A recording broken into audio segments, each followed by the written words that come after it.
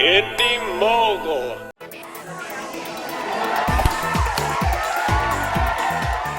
Welcome to this week's Movie Math. On today's episode, we're going to take a look at the summer 2011 very crowded release schedule. And as always, a look at the weekend box office. Now let's get started. Yes, summer 2011 is shaping up to be a very crowded and exciting movie-going season. Rife with blockbusters and counter-programming, it all kicks off May 6th with Thor, as Marvel brings the first of two new Avengers to the summer screen.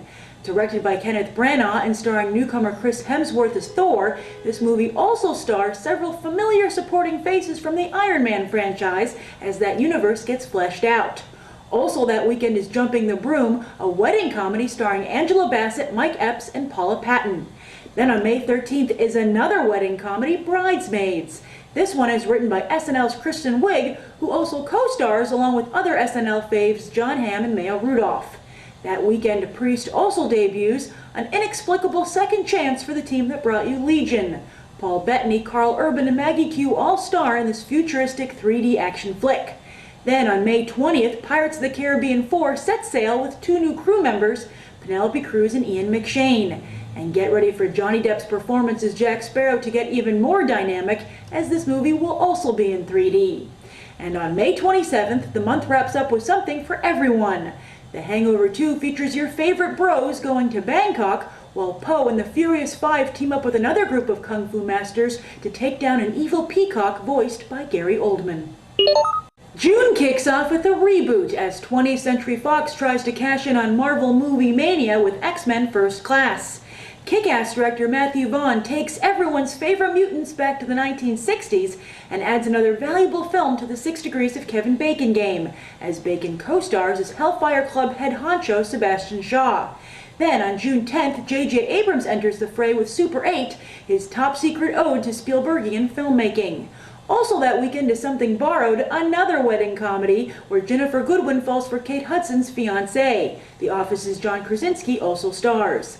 Then on June 17th, screens go as green as Warner Brothers hopes the box office will go with the release of Green Lantern. Can DC build their own movie universe as Marvel is doing? We'll start getting answers here. Also that weekend is Bad Teacher, where Cameron Diaz plays just that. The comedy also co-stars Diaz's ex, Justin Timberlake, whose career is a lot hotter than hers is right now. And on June 24th, Cars 2 hits theaters as Pixar's characters race around the world almost as fast as this movie's international box office appeal. And while on the one hand you've got Talking Cars, on the other you've got Talking Apes as the prequel to Planet of the Apes hits theaters. Rise of the Apes stars James Franco, Freida Pinto, and Andy Serkis, who once more will bring a simian to life. You're gonna have plenty of movie choices for 4th of July weekend. First up is Transformers Dark of the Moon, aka Michael Bay's revenge on Megan Fox. Time to find out if the franchise that made her a star needs her just as much. Also that weekend is Larry Crown, where Tom Hanks gives his discovery Nia Vardalos yet another shot, this time directing, co-writing, and co-starring in her latest film. Hanks plays a middle-aged man who loses his job and goes back to college, where he falls for teacher Julia Roberts. And if neither of those movies appeal to you, you can always watch Monte Carlo, where Selena Gomez, Leighton Meester, and Katie Cassidy are mistaken for rich heiresses. They'll correct the mistake, eventually. Then on July 8th, Kevin James sees if Paul Blart-style lightning can strike twice with Zookeeper. His competition will be Katherine Heigl, who tries to bring the Stephanie Plum bounty hunter novels to the big screen with One for the Money. And on July 15th, Harry Potter truly comes to an end with the final installment released in IMAX 3D. If you get sold out of that movie, you can check out The Sitter, where someone actually trusts Jonah Hill to babysit their kid. Hilarity! Also, Disney pleases hand-drawn animation fans with an all-new big-screen adventure for Winnie the Pooh and Friends. Then, as if July couldn't get any more patriotic, Captain America: The First Avenger hits theaters July 22nd. This period piece adventure film takes place during World War II and stars Chris Evans as Captain America fighting the Nazi-like evil organization Hydra. Hey, it worked for Indiana Jones. Also that weekend is another Justin Timberlake comedy, Friends with Benefits, where he literally gets down with Mila Kunis. July closes with the highly anticipated Cowboys and Aliens, where audience faves Daniel Craig and Harrison Ford have an out-of-this-world battle in the Old West. For counter-programming, there's also Horrible Bosses, a dark office comedy starring Jason Bateman, Jason Sudeikis, Charlie Day, and the Old Spice guy in a cameo. Yay! And as summer comes to a close in August, there will still be plenty of movies to see. On August 5th, the Smurfs try to mimic the chipmunk craze with their own CGI live-action 3D blend. Summon Entertainment also puts out another entry in the teen horror genre, The Darkest Hour, that stars Emile Hirsch, while Universal's comedy The Change-Up has Jason Bateman and Ryan Reynolds mixing it up Freaky Friday style. Then on August 12th, things get weird with the edgy comedy 30 Minutes or Less, starring Danny McBride, Aziz Ansari, and Jesse Eisenberg. Also that weekend is The Help, the screen adaptation of the popular novel about African-American maids working in the 1960s South. The film stars Emma Stone, Viola Davis, Bryce Dallas Howard, and Allison Janney. You can also see Mr. Popper's Penguins, where Jim Carrey brings another book, this one written in 1938, to the big screen. And on August 19th, Conan returns to the silver screen, sans Arnold.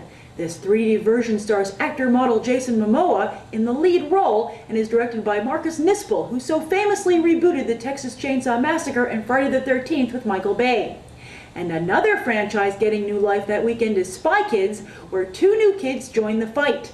Jessica Alba, Joel McHale, and Jeremy Piven all star, with the franchise's original stars also appearing in the film. That movie will be in 3D as well. As will Fright Night, a remake of the original 1985 horror comedy starring Toni Collette, Colin Farrell, and McLovin. Finally, summer will come to a close with, wait for it, Final Destination 5. This was a very good weekend for Disney Animation as Tangled moved up to the #1 spot, pulling in another $21.5 million. That gives the latest princess flick $96 million in just 2 weeks, way outperforming The Princess and the Frog, which made $104 million in total. That's even a stronger 2-week performance than DreamWorks Animation's Megamind, and word of mouth on Tangled seems to be particularly strong, so it should continue to perform well at the box office. Yes, good news for Disney Animation fans, but not so good for hand-drawn animation fans. And in second place was Harry Potter and the Deathly Hallows Part 1. But while it might have fallen down a spot, don't feel too bad for Harry and friends. This pick is up to an astounding $244 million so far, and up to $627 million worldwide. However, the film only did take in $16.7 million this weekend, and perhaps its box office might be very front-loaded. Only time will tell as to whether or not Harry Potter 7 will perform as well as past installments. As for the rest of the box office, there were no real surprises as movie stars and their movies performed as expected. Megamind and Due Date continued to lead the rest of the pack, albeit unimpressively. And in 9th place was the debut of The Warrior's Way, also not surprising for a movie with no name stars and playing at about half the theaters as everyone else. The real splash, though, was made by Black Swan, opening in limited release in just 18 theaters. The Oscar contender had an impressive per-screen average, putting it in the same league as The King's Speech and 127 Hours, movies which have the art crowd all hot and bothered. And that's this weekend's box office. As always, thanks for watching. And be sure to vote in BTT's Top 10 Movies of 2010 poll via this link. You can vote through December 19th, and the results will be shared in a special New Year's episode. I'm Grace Randolph, and we just did some movie math.